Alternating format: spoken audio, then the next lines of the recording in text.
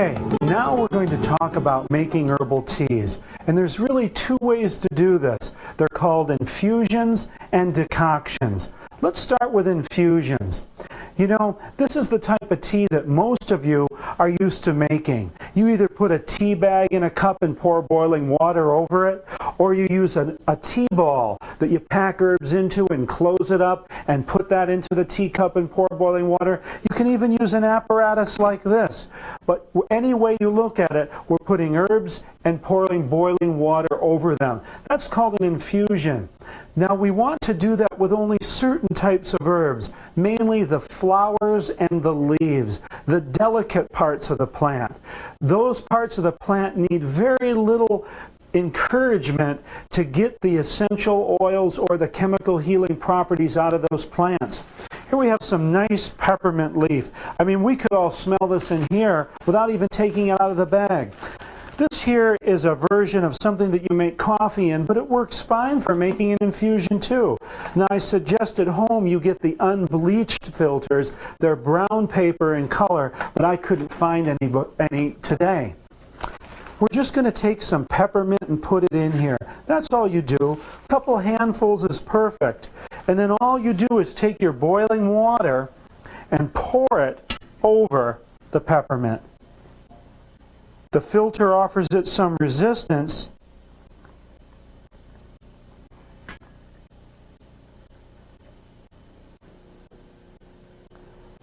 And this will drip slowly through.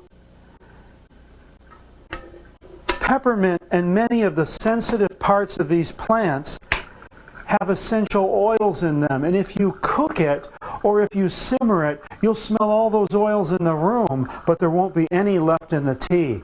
When we take this tea, wow, you'll get a rush of menthol, one of the chemical properties of peppermint, or whatever herb you use. This is a really nice, effective way to make an infusion. Remember, it takes very little encouragement to get the chemical healing properties out of these herbs. So we just pour the boiling water over them. Okay, we've made some great peppermint tea. I can smell it from here. You taste it. Yeah, let's see what it tastes like. I love peppermint tea, Yeah. but this is the best peppermint tea I've ever had. Yeah, it's strong. And It's see, strong. it's important that if you buy peppermint, it should be loaded with menthol. You should smell it. The vapors go up into your head. You kind of feel it all through your throat. Absolutely. It's Let's use delicious. good quality herbs. Thanks, Sandy. The second type of herbal tea is called a decoction.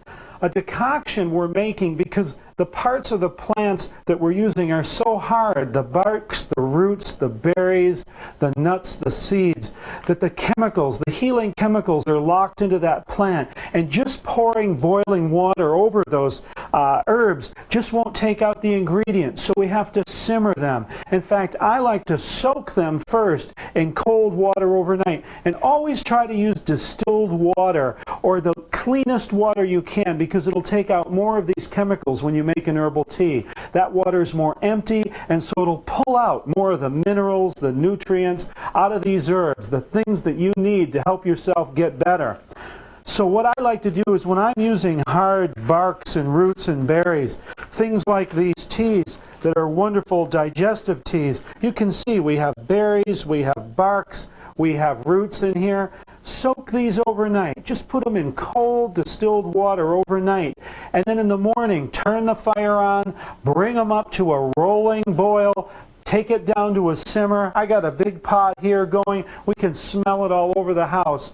This is a decoction. Remember, with the leaves and flowers, just pour boiling water over it, let it steep, have your tea. That's an infusion. A decoction, you must simmer for 15 minutes. The barks, the roots, the berries, the harder part of the plant.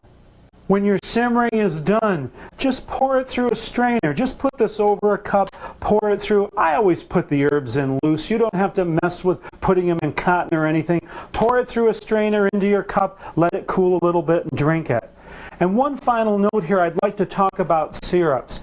Basically, all syrups are as a way to preserve an herbal tea, an infusion or a decoction. So what you can do if you want to preserve this tea to last longer, That's called an herbal syrup. And how you do it is you make a very strong decoction. Really let that simmer a long time, even all day. Let it simmer down to half the volume so you evaporate off some of the water and concentrate the power of that herb. Then you can add 1/4 part of maple syrup, is my favorite, because it's a tree sap and it has wonderful mineral properties and also antibacterial properties to it. Maple syrup is a wonderful preservative. Some people use honey. In the old days they used sugar. I wouldn't suggest that. And other people use vegetable glycerin. 1/4 part of any of those sweeteners and preservatives to 3/4 of that strong herbal tea, and you have a syrup. And it'll also hug your throat a little bit, so if you add some licorice and some ginger, you'll have a nice tonic for the cold and flu.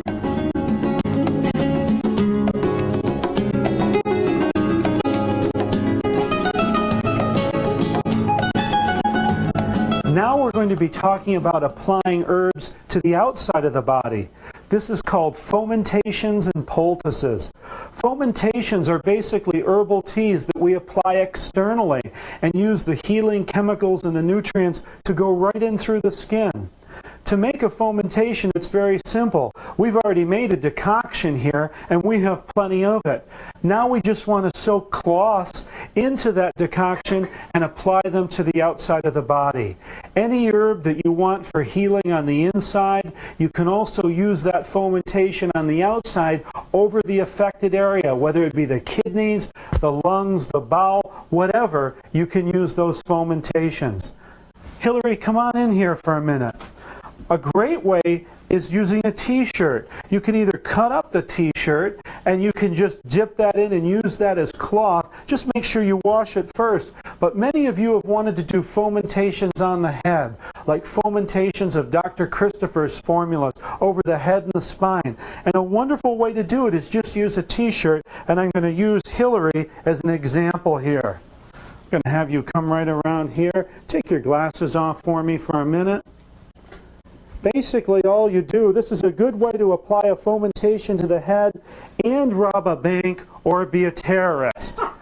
Okay? But basically, all you're doing is we would first dip this into our hot herbal tea. You put the t-shirt over the head, expose the nose, and then just tie the little sleeves of the t-shirt right behind her head. If this is all soaked in herbs, you can imagine how penetrating and complete this is.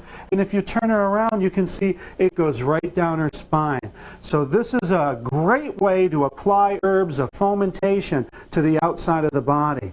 Thank you. Go get us some money. Okay, next, castor oil packs. Hundreds of people have been asking us about how to use the castor oil packs. We love to put castor oil on the outside of the body, and this is a type of fomentation. Castor oil detoxifies. It breaks up congestions. It's one of the most classic and wonderful healing agents we can use. And it's very simple to do. There's pieces of flannel or muslin or cotton. Here's some wool flannel that works wonderfully. And basically all you do is warm up that castor oil in a pot, dip and soak the wool flannel in it, and wrap it right around the part of the body you want to use. This can be on your liver. This can be over your complete bowel. Now I know that it's a bit messy to do that, so it's always important to then cover it with plastic. Now Sandy uses saran wrap and just wraps it around the body over that, and that's great because it promotes a little sweat. You can also use a trash bag, a baggie. Remember to put your plastic down so you don't make too much of a mess. If you're putting it on the head, you can also use a ski cap. Put on that fomentation and put the ski cap right on over it.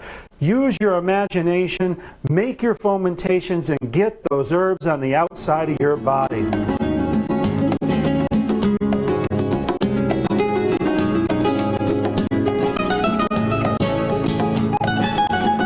Okay, now we're going to talk about the second way to apply herbs to the outside of the body.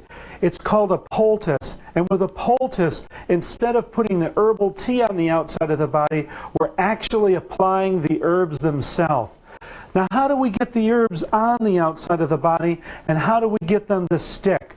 There's one magical herb that's a great healer and also perfect as a base for poultices, and it's called slippery elm. Many of you have heard of this. It's the bark of a tree, and it's a wonderful, wonderful healing herb. Just a poultice of slippery elm alone is healing and soothing to the skin. Basically, you can make any poultice by using about half of slippery elm bark powder. Just put it in a bowl like I'm doing here, and then you can add any other herbs you want. But remember, the slippery elm should be about half of the poultice base. Now we have a few other herbs here that we're going to add. It doesn't matter what herbs you want. It depends on your condition. If you have an infection or a poisonous bite and sting, go ahead and put plantain in. You may even want to pick some fresh plantain leaves and just rip them up and put them in the poultice. You know, these are beet leaves over here, but you can rip up any herb leaf and just freshly squeeze it and put that into your poultice. This could be plantain, it could be dandelion. It all depends on what formula you're making and what you want to do. Now, one of my favorites, of course, to add to this is a little cayenne. I add cayenne to almost everything because cayenne stimulates the blood flow to the area, and of course, without that blood flow, you're not going to have a healing, maybe at all.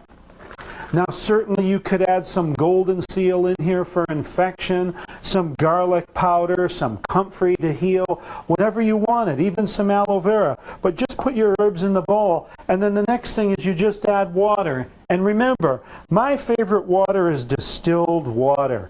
Distilled water is the emptiest, so it extracts the most medicinal properties out of these herbs. Now you'll notice this is a bit like mixing flour and water. It's not very easy at first, and of course the slippery elm clumps. But careful not to put too much water in first, because we don't want this to be very liquidy. Obviously we need a little more water here.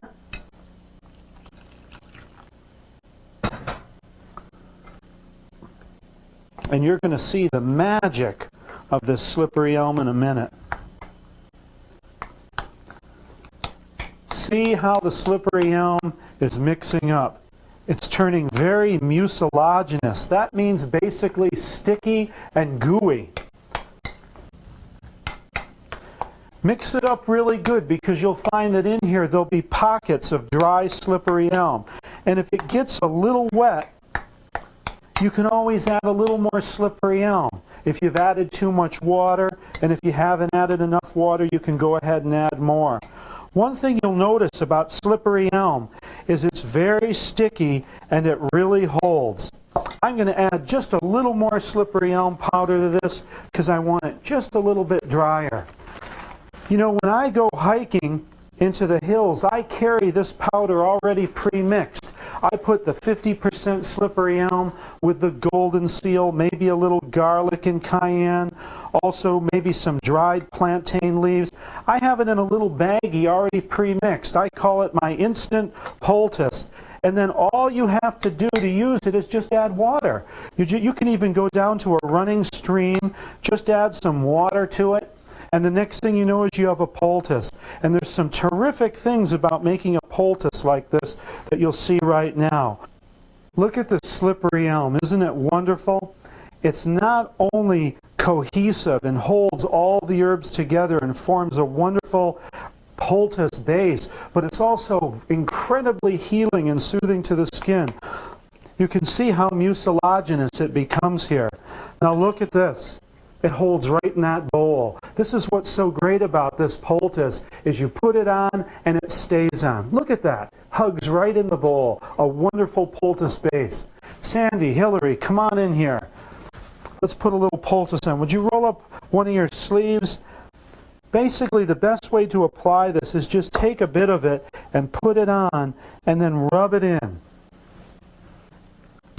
At first it feels like it doesn't quite want to adhere to your skin, sometimes because of the natural oils you have, but if you keep pushing and patting, you can get it to be there. Don't make it too thick. thin it out to where it's only about an 1/8 inch to a 1/4 inch thick. And it'll take about an hour to dry, and when it dries, it'll really hug on there. This is a wonderful way to put a poultice on the body, a great way to heal wounds and bruises. You can use whatever herbs you want. Now look at Hillary's. It's on there. I mean, it stays. I use this when I'm out in the woods hiking. Okay, you can barely get it off. And once it dries, you can even go in the water a bit, and it doesn't come off. Thanks. Go let that dry, and we'll take a look at it in a little bit.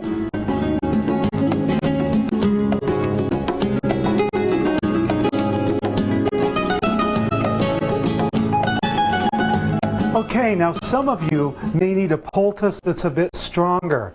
Maybe you have a tumor or a cancer or something poisonous that you need to draw out of your body. Then you might want to move to clay. Clay is one of the greatest drawers of poisons. We like a clay that's called Aztec Secret Healing Clay. You can buy this in most any health food store. I put together one here that is clay, but I put other herbs in it. I put golden seal and garlic to fight that infection. I put charcoal in this, as maybe you can see how dark it is. There's charcoal in because charcoal is the greatest absorber of poisons and toxins in the world. Cut apart any water filter and you're going to find charcoal inside of it. Charcoal will absorb over 3,000 known chemicals, poisons, and toxins. It'll even absorb drug residues, an amazing plant. I even put poke root in this. You know how great poke root is. To something like this, I've already prepared here some apple cider vinegar. Apple cider vinegar is one of the greatest additions to clay. It really helps your skin and it also helps draw. And I also have some tea tree oil in here for the infection, and I have some bloodroot in here that we've talked about before. And what I'm going to do is just pour this right into the poultice, right into it. You can see the color of that. And then the next thing is I'm going to add about the same amount of water.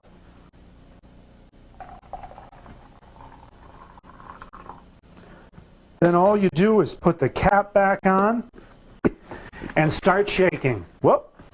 Start shaking. Make sure you get it closed good. And start shaking this up. And we're going to see a chemical reaction here in a minute.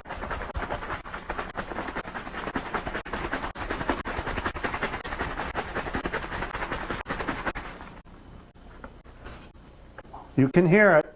Okay, listen to this. Whoa! Okay, this is a chemical reaction between the vinegar and the clay and the herbs in here. You can see it starting to bubble. We're going to release that and do a little more shaking. So don't forget to shake this, and shake it real hard. Remember, this is one of the best ways to mix up clay, slippery elm, anything. It really mixes up well in a jar. When you open it up again, you'll have that pressure release. And hey, you're going to make a little bit of a mess, but who cares? It's the kitchen. You can clean it up. And as you can see in here, now we have a wonderful clay poultice in here. It's a bit thin, and that's the way you want it. A lot of water and liquid in there. Of course, we put in 50% vinegar. We put in about 8 ounces of vinegar with tea tree oil and bloodroot, and about 8 ounces of water to about 2 cups of clay with garlic, golden seal, some plantain, and of course charcoal. That's why it's gray. Once you put this on your skin, just like a clay mask, it dries up, it gets kind of white in color, and you'll feel it drawing. And if you want to intensify this at home, get your blender out again and add some of your own ingredients. Look, we'll put some poultice right in the blender. Just pour some in. And then add some things. Here's some of our red clover tops, and if you can pick them fresh around your house, that's even better. Just dump them right in. Remember our garlic, one of our greatest drawers. Don't be afraid to beat the garlic. Remember, one of our greatest drawers. Hey, this is a poultice. If you don't get all the paper off, who cares? Throw it in. 2-3 cloves of garlic. Put it in. Put it all in your blender. You may want to add just a little bit more water so it'll blend well, and then go ahead and blend it up. Fresh red clover, fresh plantain, fresh garlic. Put everything in there, all your healing herbs. Now we have a fresh poultice with dried herbs and vinegar and herbal oils. You're talking about a great healing here. This will pull anything out of the body and detoxify it. Now, let's bring in Hillary and Sandy and take a look at our poultices here, and I'll show you one more thing. Can you feel anything on your arms? Yeah, a lot of heat from the cayenne. Yeah. And drawing, you can feel it pulling. Absolutely, and you will notice that when they take it off later, that area is very red. And for some of you who are wondering, well, what do I do about this poultice? In other words, I want to go to bed or I don't want to make a mess in my house. That's okay, I'll show you how with a little gauze. In fact, Hillary, would you even take a little bit of our new poultice and put it on your arm? Just let's take a look at that and see how that works. I'll open up this gauze here. And one of the things you can do with a poultice is wrap the gauze right around it, wrap it, and if you press, the poultice when it's fresh will come right through that gauze. It'll make like a little cast when it dries. It'll stay right on there. And you can also put that around the clay, and you'll see that clay comes right through the poultice. It seeps right through, and it'll become a little cast there. It's a great way to keep a poultice cleaner and keep it on.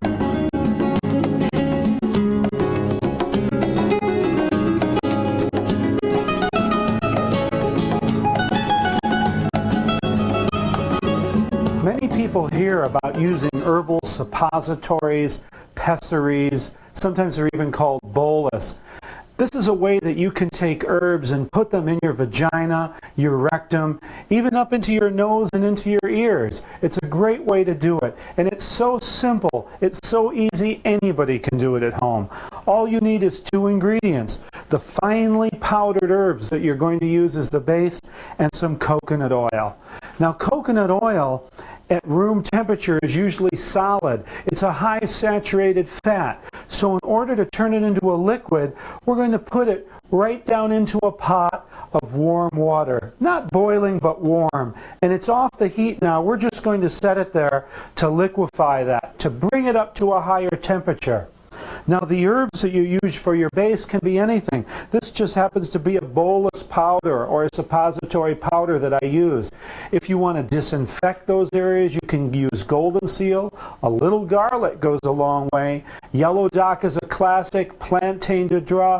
Even a little tea tree oil can be nice. There are many herbs that you can use as the base for your bolus. What we're going to do is put a little bit of this powder into our bowl. Hillary, could you get me a spoon and a fork, please? We're going to put a little bit of this powder into the bowl. A little can go a long way. And then slowly, you can see our coconut oil is beginning to melt a little bit here. We want to mix this to a pie dough consistency.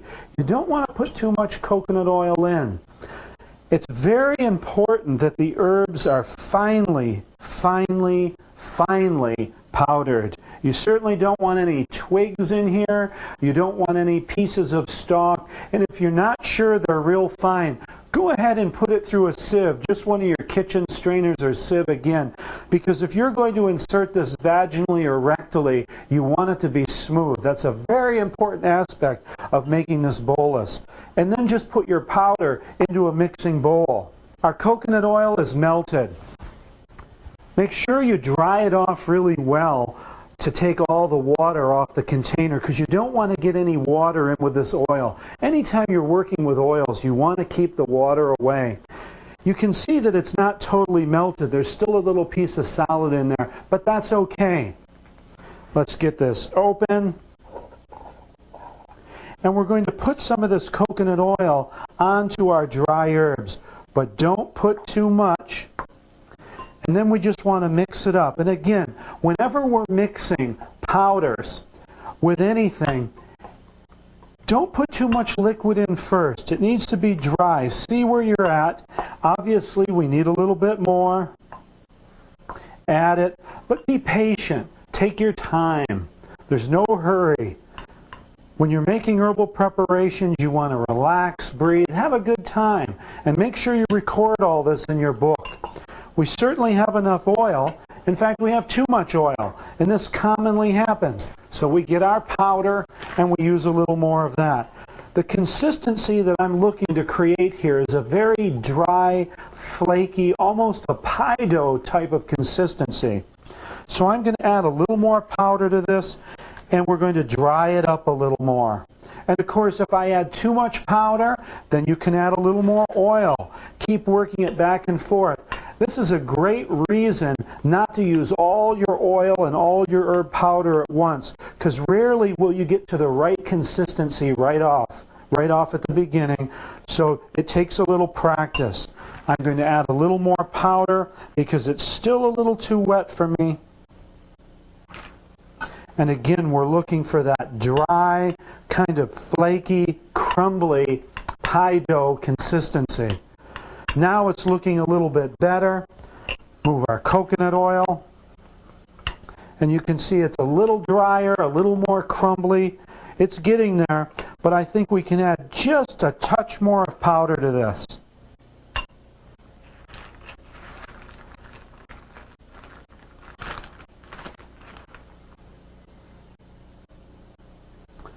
Let's try that. Yes, this is looking about the way I want it. It's dry. It doesn't even quite stick together. So now that we have our consistency good, make sure that it's mixed really well. Use a fork. Go ahead and knead it with the fork.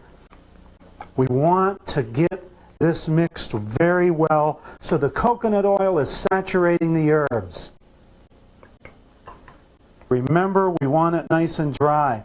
And from here, a glass pie plate is an excellent thing to have to make these suppositories. Basically, we're going to form these by hand. You can see that this is pretty dry. And now what we're going to do is just make them into about the size that you want to use for a suppository. Make them a little more pointed at one end and a little more bulbed at the other, just like that. That's about the right size for a suppository. Maybe a little bit bigger for a vaginal suppository and a little bit smaller for a rectal suppository. The coconut oil is going to harden naturally at room temperature, but to help it along, it's best to put it in the refrigerator. When we refrigerate these, we'll bring them out in a little bit and they'll be hard. At that point, the minute you handle them, that coconut oil, when it touches your body, is going to start to melt. And so you want to use them quickly out of the refrigerator. It's always nice to put a little olive oil on the vagina or on the anus so these slip in real easy, because we're not using a lot of oil with these, so they will be a little dry. But again, as that coconut oil begins to melt, they will get a little bit softer. Once this bolus is inserted, your body temperature will melt that coconut oil, and these herbs will disperse all through the inside of your body. This is a wonderful way to make your own suppositories and bolus and then put them in. It's easy to do. Anybody can do it. We're going to put them in the refrigerator now. Okay, let's take a look at our suppositories that we've refrigerated and see how they look. It doesn't take much in the refrigerator to get them to really harden up. You can see here, these are very hard at this point. Okay, hard as a rock. That coconut oil has done its job. These are great suppositories. Make sure you lubricate yourself before you're putting them in. And as you can see, the minute my hands started touching these, the oil starts melting. Coconut oil melts at about 80 degrees. Once you put these in your body, they'll disperse. The herbs will go throughout your vagina, your rectum, wherever you put them, and begin to heal you. Make your own suppositories. It's easy. Do it.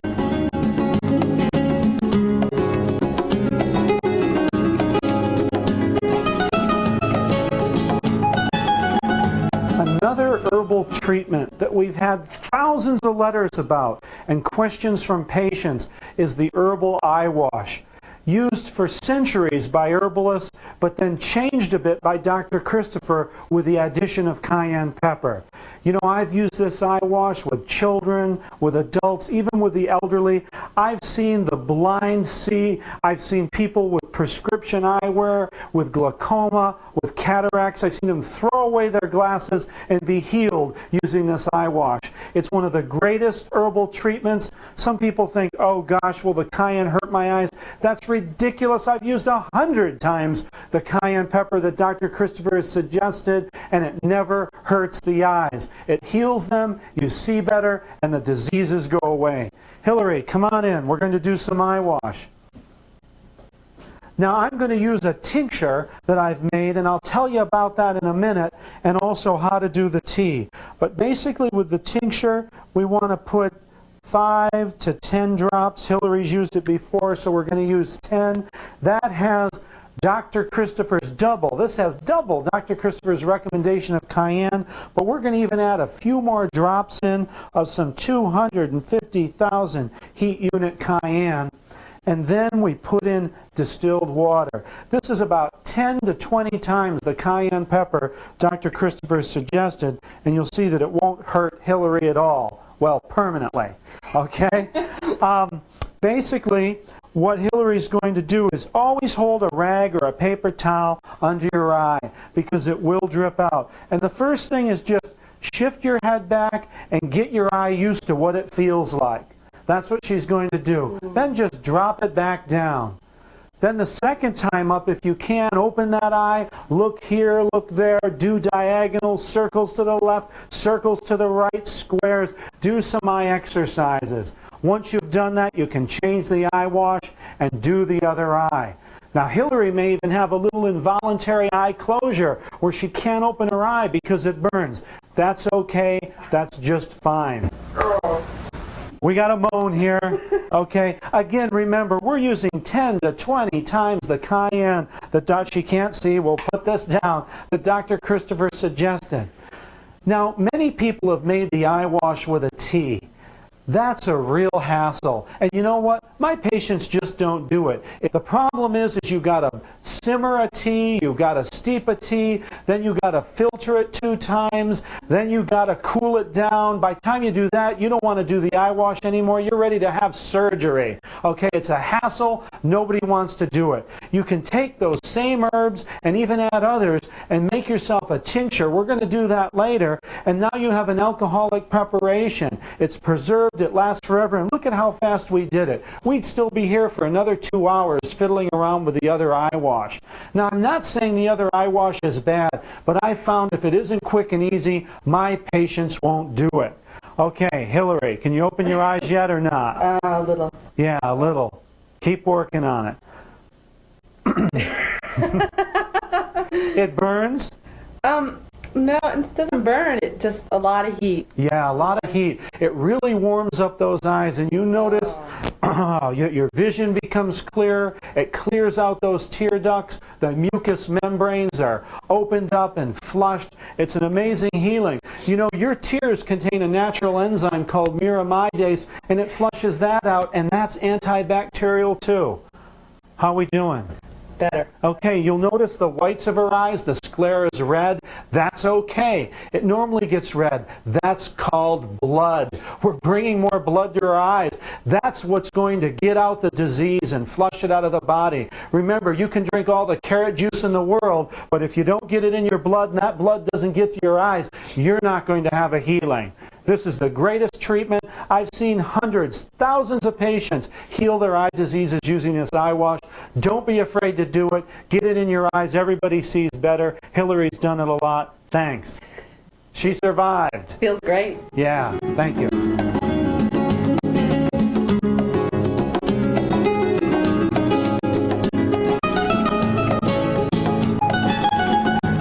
Okay, now we're going to make an herbal ointment.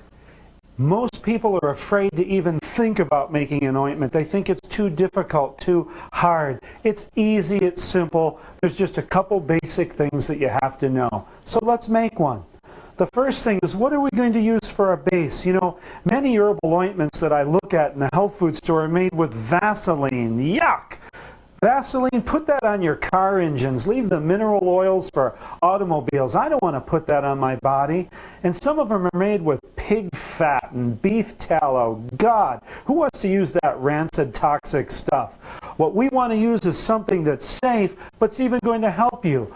Olive oil. What a wonderful base. Olive oil is healing, soothing, emollient to the skin, the greatest base. You can just use olive oil to heal yourself. So the best base for an herbal ointment is olive oil and beeswax. Beeswax is a wonderful hardener and it's dependable. Coconut oil and cocoa butter, some people use those, but on a hot day your ointment will turn into soup. Beeswax is much harder. Now, where do you get beeswax? Well, you can find it in stores. I've even seen good quality at the hardware stores designed to soap up your drawers so they don't squeak. This is an organic beeswax that I purchased at our organic market in Santa Monica. But the best thing about beeswax is it contains other ingredients like propolis and honey that are also antibacterial.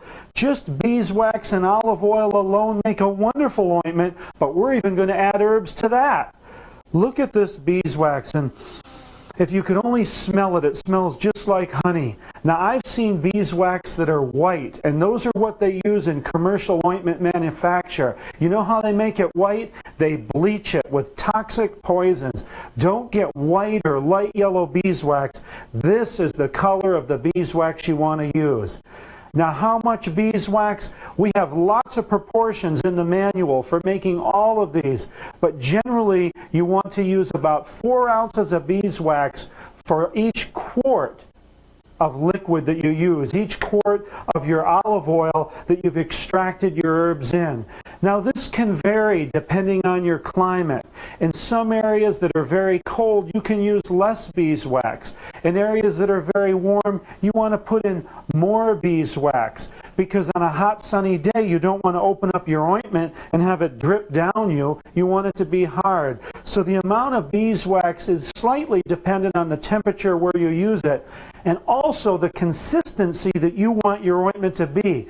You may want to make one more like Vaseline, and if you're going to do that, then put less beeswax in. If you want a stiff, harder ointment that you can work into the body, put more beeswax in. Hillary, could you get us that ointment that we made this morning? The olive oil and beeswax that we made for the butcher block. And we'll take a look at that. That's more of the Vaseline consistency. Okay. So our olive oil, we've put herbs in this olive oil, and we've soaked them for at least 2 weeks. It's very important. And you can soak it for even longer. Oh, here's the one we made this morning. And this is just olive oil and beeswax, and we made that to retreat our butcher block here. Now you can see that this is quite soft. This is quite soft, and this is more of a Vaseline consistency. We didn't put that much beeswax in here. Oh, this smells so good. This alone will heal you and heal your skin. In fact, someone's making millions marketing this, calling it unpetroleum jelly, and all it is olive oil and beeswax. Hillary, would you give me a paper towel? Thanks. So now we've let our herbs soak in our olive oil, and at least for 2 weeks. Now, you can use some fresh herbs, but it's quite dangerous because fresh herbs contain water. And if there's one thing you never want to put in your ointment, it's water. It'll go rotten and moldy on you. You know, there's some of the top herbal books out there will tell you to make ointments with water and oil. And last I knew, they don't mix together, and you'll end up with a rancid mess. It'll mold on you. And I've asked these herbalists why they wrote that, and they said, well, they never really made ointments, but that's how they heard you do it. Believe me, it won't work. Don't get water near the area where you're going to make an ointment. Now, we've had our herbs in here soaking for 2 weeks. You can use any herbs, but use them dry.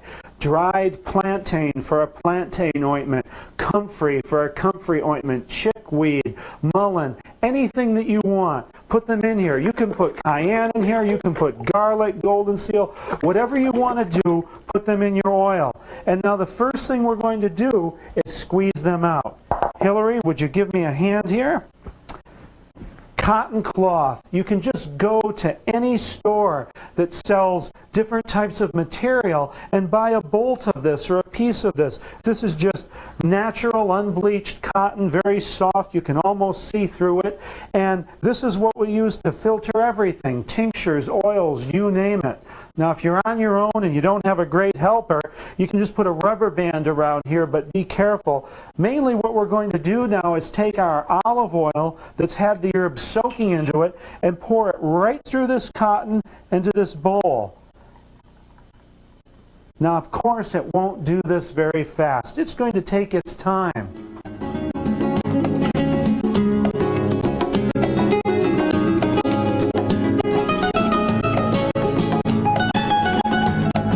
Okay, now we're going to gather this cloth up. Just be careful not to spill out any of the herbs into this bowl. And then lightly bring it together. If you're a little clumsy, you can always put a piece of string around there. But just hold it tight and then lightly squeeze to force that oil through that has the healing properties of these herbs impregnated into it, but you don't want to get the herbs in your ointment. If you get a few little herb powders in, fine. It just makes a richer ointment. But generally, we want to make sure that we squeeze this out well. And you can even twist it a little bit and turn it, which puts pressure on it to get that oil out.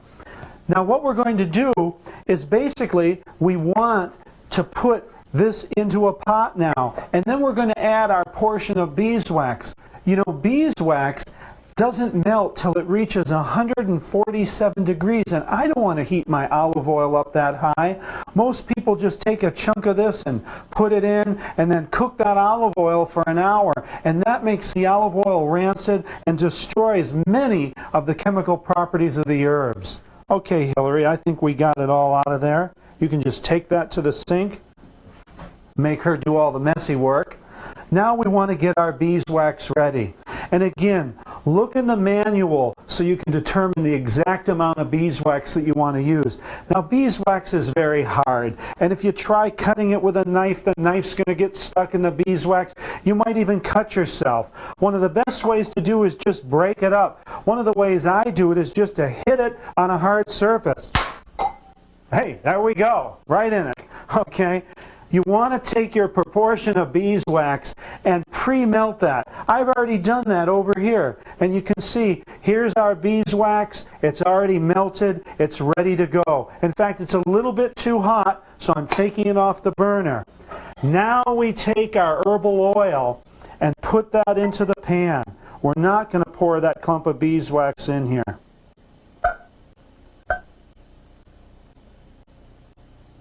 And Hillary, could you take this for me, please? Now we just have our squeezed herbal oil into this pan. And what we're going to do is just warm that up a little bit. You know, a tool that's very easy to find and that can really help you with this is just a little thermometer. I have a few of them here, and you can buy these in any grocery store. This one goes from, oh gosh, 0 to 220 degrees Fahrenheit. That's a great range. So we can check the temperatures of our oil and beeswax. But basically, the main thing you want this for is not to overheat your oil. That's the biggest mistake you can make. So as we slowly warm up this oil, we're going to check a temperature on it and see what we have. Right now it's room temperature. It's just going to take a minute to warm up.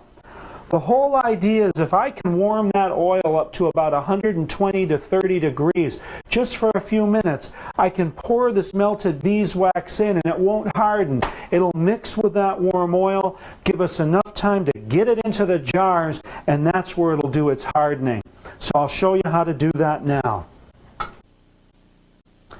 Okay, our ointment's just about the perfect temperature, right around 128 degrees. So that's warm enough. We don't want to heat it any higher than that. Remember, this is precious. This is our olive oil with our herbs in it. We really don't want to heat this too high. Then we take our already warmed beeswax and we can pour it right into this. Right into it, and since the olive oil's warmed up, the beeswax won't harden right away. Now, if we didn't warm the olive oil, the beeswax would harden immediately. So you want to make sure that olive oil's warmed up. And then, Hillary, can you get me a wooden spoon? And I'm going to clear my space a little bit here. In fact, I'd like to hand you these knives if possible. Thank you. And we want to make sure that that beeswax has really mixed with the herbal oil. So we want to stir it and really make sure it's mixed well together. And you can see we have no problem here. Now here's a critical point. Don't pour 347 jars of ointment to find out that you put too much beeswax in or not enough. So how do we know that? The simplest way, just take it on a cool surface like this and drip it and see what happens. You can also do it on an area like a tile top, anywhere you want, and drip it. And look what's happened. It's hardened already because this surface is cool. And feel that and see if it's the consistency that we want. I'm going to even drip a little more so you can see that well and spread it out. And check that. We're in no hurry here. We can always warm this up a little bit. I'll tell you, I've cleaned out hundreds of jars that had the wrong consistency because I put too much or too little beeswax in. So take your time. There's no rush here. You can always rewarm this up a little bit. And let's take a look at our ointment here.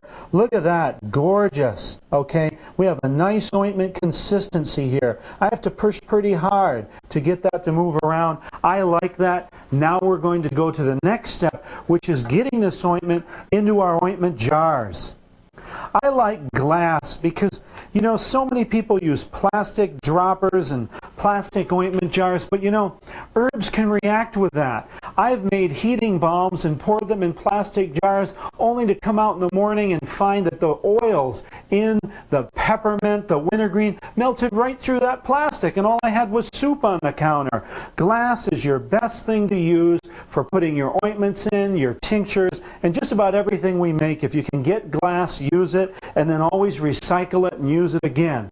Now, how do we get that into there? You can pour, but we'll make a gigantic mess. What we really want to do is use a turkey baster.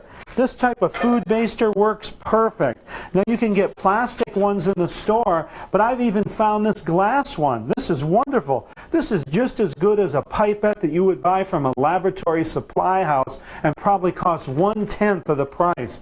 So we're going to use this baster to take the ointment out and put it right into the jars. It's very simple. Just careful not to suck the ointment up into the ball of the baster or it'll harden up here. You'll have to run it under some warm water and start over. So look how we do. We just draw that ointment up, put our finger over here, take it over, and squeeze it out and fill up that ointment jar. Take your time, be careful. If you drip a little bit, that's okay. I always wonder about people making herbal preparations that can do it too cleanly. And just once you get it over the jar, you can let go, fill it up with the baster. If it doesn't go up quite high enough, you can go ahead and add a little bit more. Take it right up to the top and move it right over to the next one. And we're going to fill these jars with herbal ointment.